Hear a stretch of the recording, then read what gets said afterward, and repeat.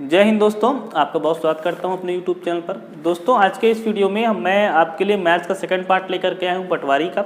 और अभी 24 अप्रैल को जो एग्ज़ाम हुआ था उसमें बहुत सारे अभ्यर्थियों ने 130, 135, 140 तक के प्रश्न अटैम्प्ट किए हैं। तो पिछले वीडियो में मैंने आप लोग को बताया था कि कैसे बहुत ईजी से और सरलता से ये प्रश्न हल किए जा सकते थे। और जो प्रीवियस ईयर के जो पेपर होते हैं दोस्तों, उनको हल करना बहुत अनिवार्य होता है, क्योंकि जो आने वाले एग्जाम होते हैं उनको पता चलता है कि किस प्रकार के प्रश्न आएंगे। खासकर मैं बात करूँ छत्तीसगढ़ एसआई में इस प्रकार के प्रश्न बिल्कुल पूछे जा सकते हैं, क्योंकि जो थर्ड पेपर होगा आप लोग का वो 200 नंबर का मैथ्स और रीजनिंग होगा। तो कितना कट ऑफ जा सकता है पटवारी में, उसके बारे में भी चर्चा करेंगे इस वीडियो के बीच में। और चलिए वीडियो को स्टार्ट कर लेते हैं और क्वेश्चन लेते हैं। सबसे पहला क्वेश्चन यहाँ पे देखिएगा दोस्तों, बहुत ही सिंपल क्वेश्चन है। पूछा गया है प्राकृत संख्या 1 से 40 तक के वर्गों का औसत कितना होगा। ये जो प्रश्न आता है दोस्तों बहुत ही सिंपल रहता है, आपको फॉर्मूला बस याद करना पड़ता है। पहला क्वेश्चन देखिए, इसके फॉर्मूला है n+1 ब्रैकेट में आता है 2n+1 डिवाइड बाई 6। यहाँ से आप क्या निकाल सकते हैं, प्राकृत संख्याओं के वर्गों का औसत निकल जाएगा। एक एक फॉर्मूला धीरे धीरे करके याद कीजिए, आप लोग को निश्चित तौर पर हो जाएगा। ये जो n है ये मैक्सिमम नंबर तक कहाँ तक निकालना है आपको, 40। तो यहाँ पे n+1 मतलब 40 और 1 41 मल्टीप्लाई किससे करेंगे, यहाँ पे 40 रखेंगे, 40 दूनी 80 और 1 81 डिवाइड बाई 6। इसको सॉल्व कर लीजिए। 3 से काटिए, 3 से 2 बार में कटेगा, 3 दूनी 6, इसको काटिए, 3 दूनी 6, यहाँ पे 2 बच जाएगा, 3 7 21 मल्टीप्लाई करिए, कितना करना है आपको 27 मल्टीप्लाइड 41। 1 से मल्टीप्लाई पहले करिए, 2 और 7 आ जाएगा, फिर कट जाएगा, 4 से कीजिए, 4 7 28 का 8 आएगा यहाँ पे, 2 और 4 दूनी 8 2 10। ठीक है, क्या ये 7 8 2 10 शून्य हासिल लाएगा 1107। ठीक, तो 1107 इसको भाग किससे करना है, 2 से। 1107 डिवाइड बाई यहाँ पर 2 बचा हुआ, 2 से भाग कर दीजिए, 2 पंचे 10, 1 बचेगा, 2 पंचे 10, 2 3 6.5। क्या आंसर है दोस्तों, 553.5। ये आपके वर्गों का औसत आ गया। ठीक है, ये ऑप्शन नंबर आपको बी में दिख रहा है। तो ये बहुत सिंपल क्वेश्चन था, फॉर्मूले से ही बन जाएगा। अगले प्रश्न की तरफ चलते हैं दोस्तों।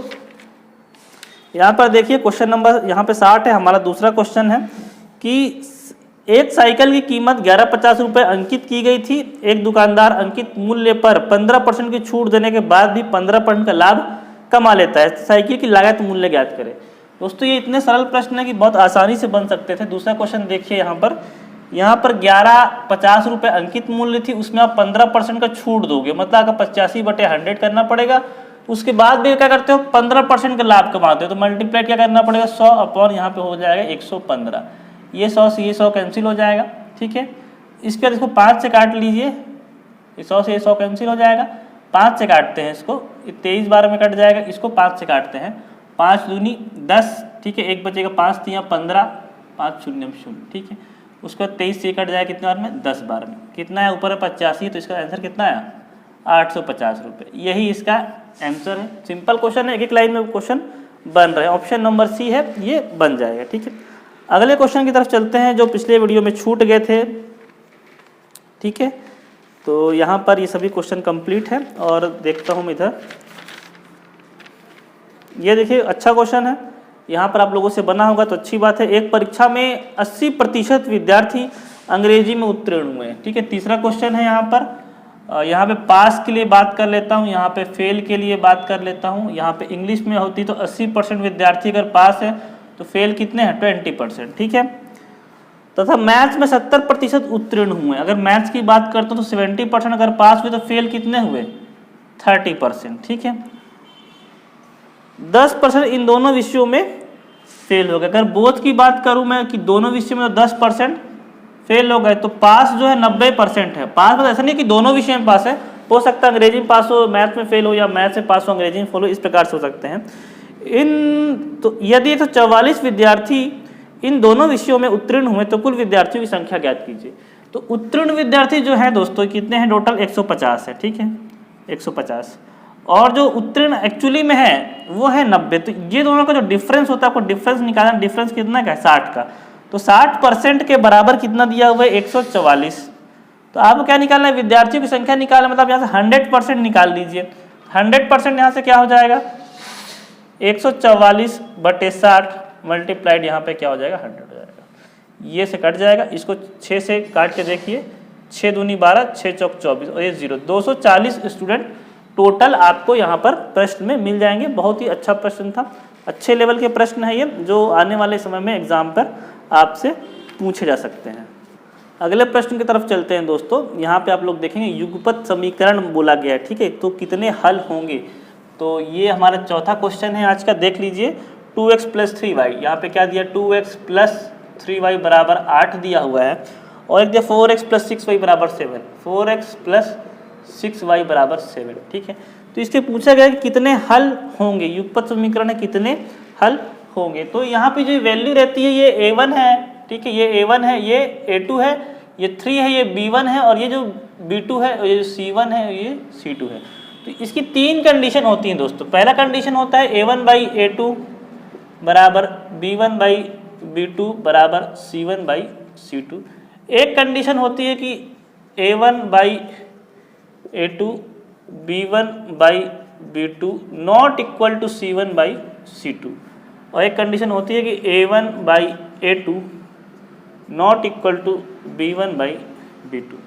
इस प्रकार की कंडीशन अगर आपको याद रखेंगे तो क्वेश्चन आपसे बनेगा। इस कंडीशन में क्या करना है मैं आपको बताता हूँ, क्योंकि ये क्वेश्चन दोस्तों बार बार रिपीट हो रहा है, मंडी में भी ये प्रश्न आया हुआ था। तो जो दोस्तों पहली कंडीशन है, अगर इसमें सभी कुछ बराबर हैं तो इसके क्या होते हैं, अनंत हल होते हैं, अनंत हल होते हैं, ठीक है, बहुत सारे हल होते हैं। इसके कितने सॉल्यूशन है पता नहीं। अगर ये है a1/a2 बराबर b1/b2 not equal to c1/c2 है, तो कोई हल नहीं होता है, इसका कोई हल नहीं होता है, ठीक है, कोई हल नहीं होता। इसको आप देख लीजिए, सभी एग्जाम में काम आएगा। मतलब कि इसका जो बोलते हैं हम लोग रेखाएं समांतर होती हैं इसमें, ठीक है, रेखाएं क्या होती हैं, समांतर होती हैं, ठीक है, और ऐसा होता है तो उसका एक हल होता है, ठीक है, एक हल होता है। तो आपको जो इक्वेशन दिया है इसमें सेटिस्फाइड करवाना है कि कितने हल होंगे।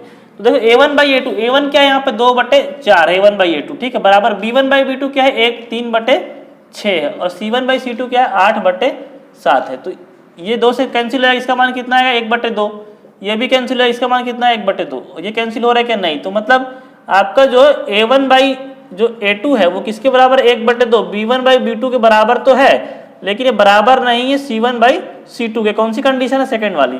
तो इसका कोई हल नहीं होगा। ये जो प्रश्न आया हुआ है 53 नंबर का पटवारी में, इसका कोई हल नहीं होगा। इसको आप लोग इस प्रकार से कर सकते हैं। इसमें ये इक्वेशन याद रहती है तो डायरेक्ट यहीं से आप लोग देख सकते हैं और आप टिक कर सकते हैं, इसमें कुछ सॉल्व करने की बात नहीं रहती है।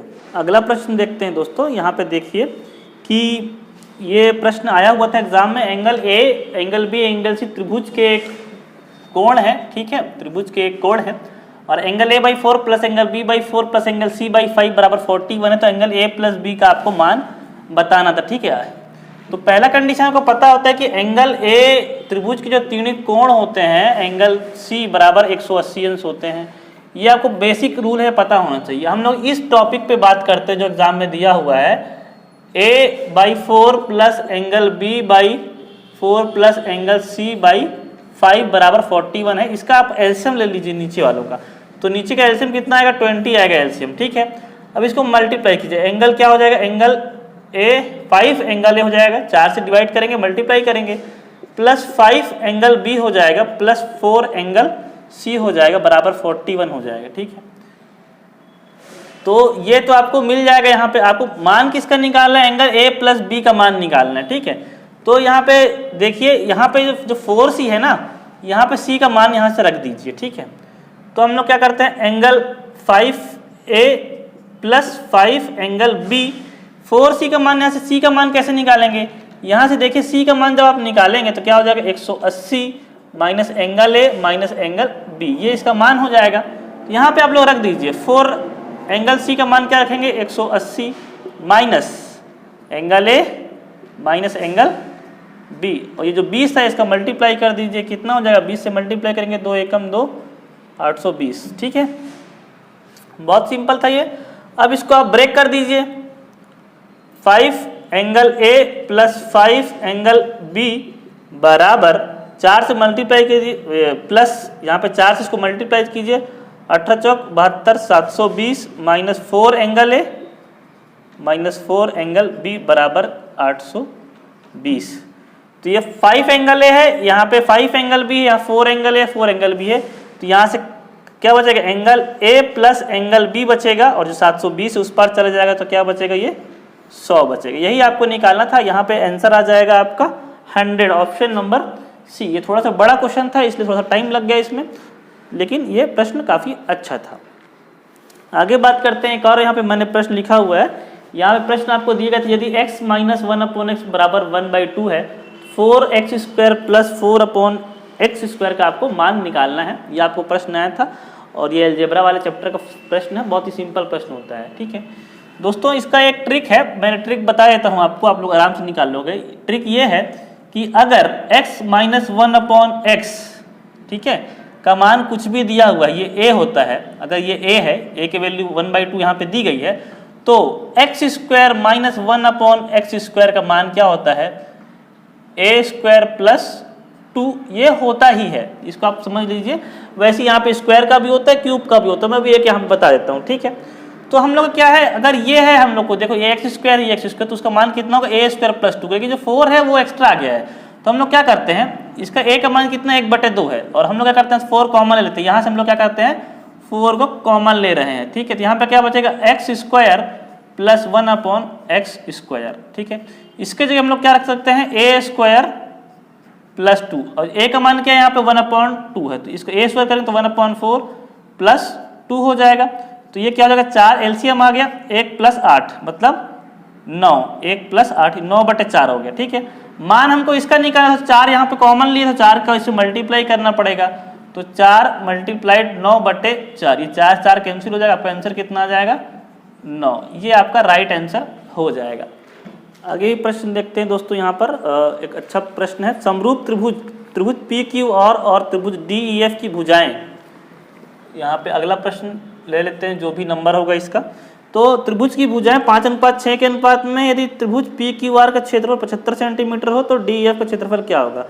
तो दोस्तों, जो समरूप त्रिभुज होता है, एक त्रिभुज छोटा होता है, एक त्रिभुज बड़ा होता है। ठीक है, इसका एक बहुत बेसिक फॉर्मूला होता है कि जो त्रिभुज का अनुपात होता है, क्षेत्रफल का जो अनुपात होता है, वो संगत भुजाओं के अनुपात के वर्ग के बराबर होता है। ठीक है, तो अगर मैं बात करूँ, ये फॉर्मूला क्या होता है, जो क्षेत्रफल का जो अनुपात होता है, समरूप त्रिभुज जो क्षेत्रफल का अनुपात होता है, वो क्या होता है, संगत जो भुजाएं होती हैं, ठीक है, संगत जो भुजाएं होती हैं के अनुपात का वर्ग होता है, अनुपात का वर्ग। एक फॉर्मूला है, बहुत सिंपल सा फॉर्मूला है। तो क्षेत्रफल का अनुपात क्या दिया है, मतलब क्षेत्रफल त्रिभुज 1 होगा का क्षेत्रफल जो होगा डिवाइड त्रिभुज 2 का क्षेत्रफल, ये अनुपात हो गया। संगत भुजाएं के यहाँ पे अनुपात दिया हुआ है 5:6 का, ये स्क्वायर हो जाएगा। a का भी क्षेत्रफल का मान दिया हुआ है, यहाँ पे 75 आ जाएगा, और नीचे पे a2 का क्षेत्रफल आपको निकालना है। ठीक है, यहाँ पे a2 कर दीजिए, या त्रिभुज 2 कर सकते हैं इसको आप, बराबर 5×5 = 25 और 6×6 = 36, 25 से इसको काट दीजिए, 25 × 75 और इसको मल्टीप्लाई कर 6 × 18 का 8, हाँ सीधा 3 3 और 1 10। तो a2 का जो मान आ गया, त्रिभुज 2 का जो मान आ गया, वो कितना आ गया 108 आ गया। यही आपका आंसर है, ऑप्शन नंबर सी इसका राइट आंसर होगा। बहुत ही सिंपल प्रश्न था। अगले प्रश्न की तरफ चलते हैं। एक और यहाँ पे बहुत सिंपल सा प्रश्न दिया हुआ है, अनुपात वाला प्रश्न दिया हुआ है। यदि a अनुपात b अनुपात यदि a प्लस b अनुपात b प्लस c अनुपात c प्लस a बराबर 6:7:8। ठीक है, तो यहाँ पे ये प्रश्न देखिए, ये भी बहुत सिंपल सा है। यहाँ पे दिया गया है कि a प्लस b बराबर मैं क्या ले लेता हूँ, 6 दिया हुआ तो मैं 6 के ले लेता हूँ। b प्लस c का मान यहाँ पे दिया हुआ है, तो इसको हम लोग क्या ले लेते हैं 7 के ले लेते हैं, और c प्लस a का मान दिया हुआ है 8 के ले लेते हैं इसको।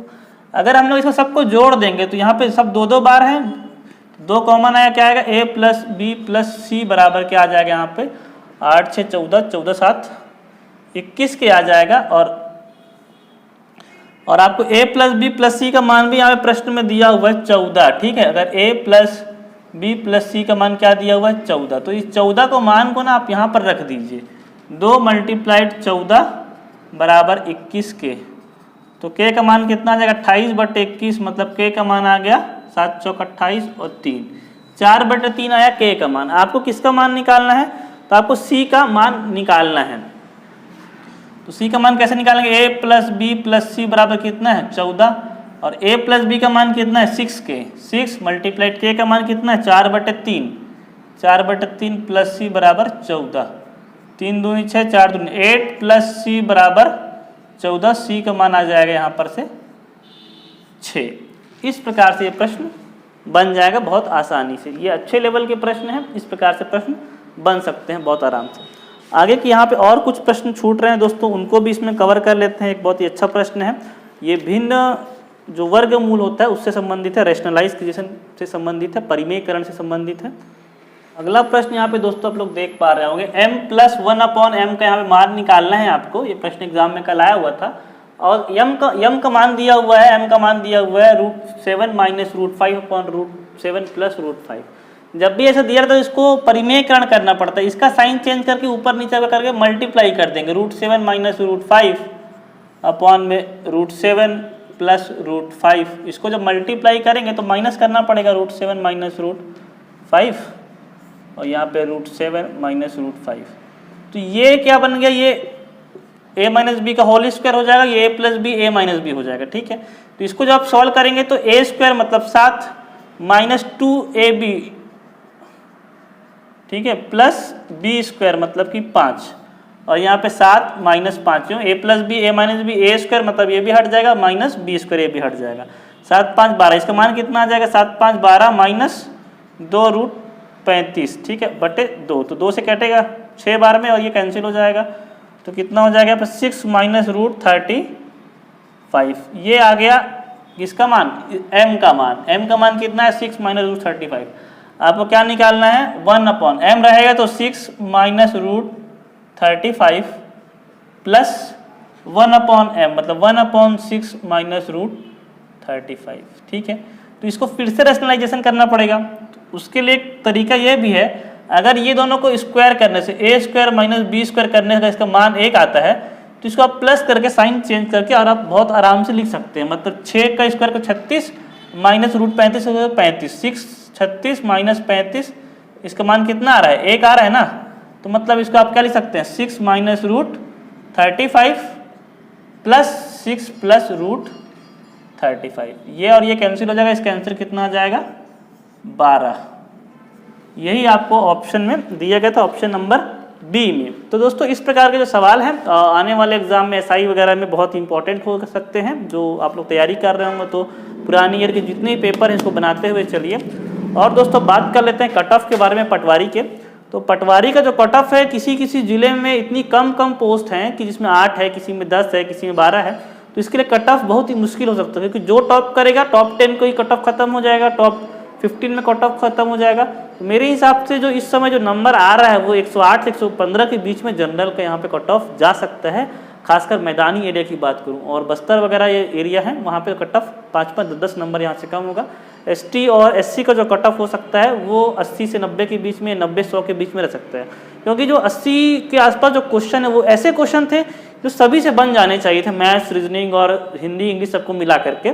और जो मेन जो लड़ाई रहेगी वो 30-40 क्वेश्चन में रहेगी, क्योंकि सभी 135 के आसपास अटेम्प्ट किए हुए हैं। तो आप लोग समझ पा रहे हैं कट ऑफ लगभग 100 के आसपास रहेगा, 5-5, 10-10 नंबर हर कैटेगरी में कम होते चला जाता है। और तो आज के इस वीडियो में दोस्तों मैं इतना ही रखता हूँ और मिलता हूँ आपसे अगले वीडियो में। तब तक धन्यवाद, जय हिंद।